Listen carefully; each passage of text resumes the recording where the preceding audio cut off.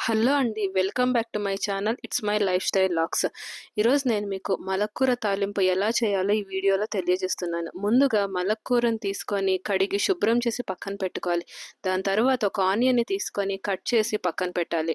మలక్కూరను కూడా కట్ చేసి పక్కన పెట్టండి. ఇది మరీ చిన్నగా కట్ చేస్తే మనం ఫ్రై చేసేటప్పుడు పేస్ట్‌లా అయిపోతుంది. సో, కొంచెం పెద్దగానే కట్ చేసి పక్కన పెట్టండి.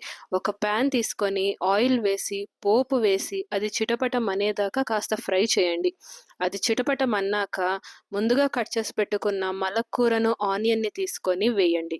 దాని తర్వాత మూత పెట్టి ఫ్రై చేస్తూ ఉండండి. లో ఫ్లేమ్‌లోనే చేయాలి. హై ఫ్లేమ్‌లో పెడితే మాడే అవకాశాలుంటాయి. సో, లో ఫ్లేమ్‌లోనే మధ్య మధ్యలో తీసి కలుపుతూ ఉండాలి.